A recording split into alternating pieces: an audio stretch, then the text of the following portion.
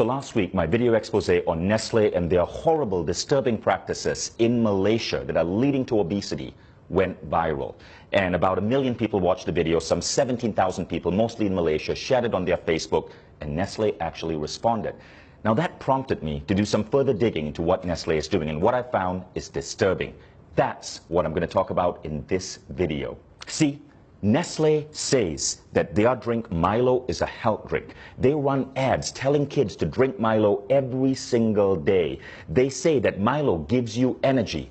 What they don't say is that Milo actually makes you fat, that no real athlete would put this in their body, and that energy comes from sugar spikes. This is milk, and this is actually Nestle milk. So see, Nestle, I don't dislike all your products. Your milk is actually pretty good. I wish you would stick to milk rather than coming up with useless crap like Nesquik and Milo. Now, most kids in America and Europe drink milk because we know that milk can have a good effect on kids. Milk has natural sugars, lactose. It's a natural sugar. Nestle gets parents in Asia and the developing world to add this crap to milk, Milo. So Nestle's press release says they try to put 6 grams of sugar in a glass of Milo. Not true. At the back of a Milo tin in Malaysia, it actually says add 3 teaspoons of Milo. 3 teaspoons of Milo is roughly 9 grams of sugar. Now, you want to know what 9 grams of sugar looks like? 9 grams of sugar is roughly this. This are Nestle bonbons. This is a candy that Nestle markets. Each one has 3 grams of sugar. Candy itself is fine. My kids will eat this maybe once every 2 weeks or so. But Nestle's advertising is basically telling moms in Malaysia to add Milo to kids' milk, which is the equivalent of putting 1, 2, 3 bonbons in a glass of milk before sending that kid off to school. Now, what do you think that does to this kid's body, to this kid's cognitive functioning? This much sugar comes really close to the daily recommended sugar allowance for an adult, which is 25 grams. A glass of Milo, 20 grams of sugar. But that's only the start of the bull.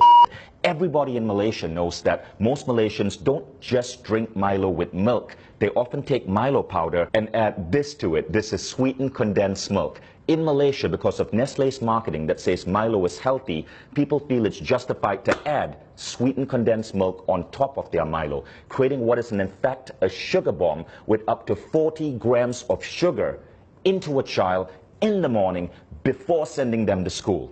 By the way, Milo isn't just bad because of its sugar content.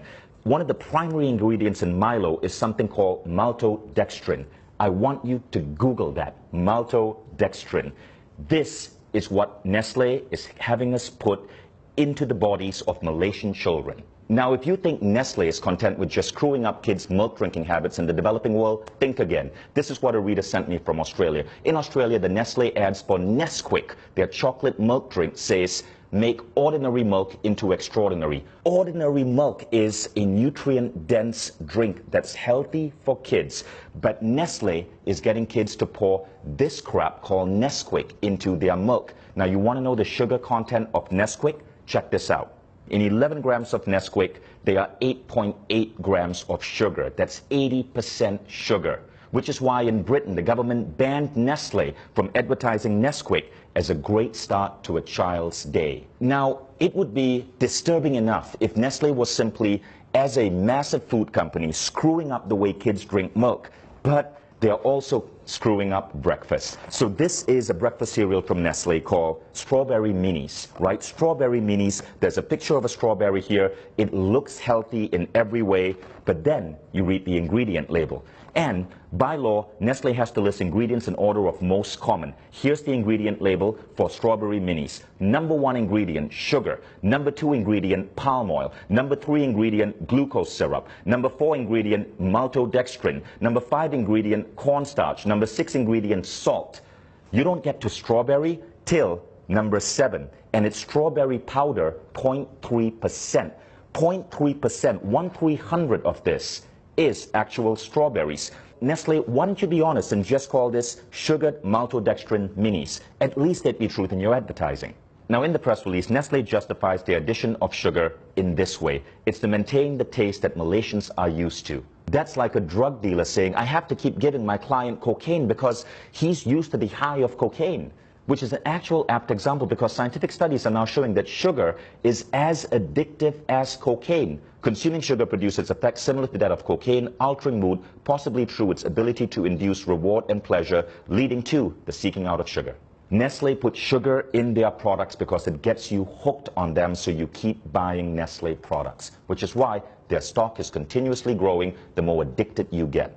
Nestle has successfully made Malaysia the world's highest per capita consumers of MILO. Nestle's mission and vision say this: to be the world's leading nutrition, health, and wellness company.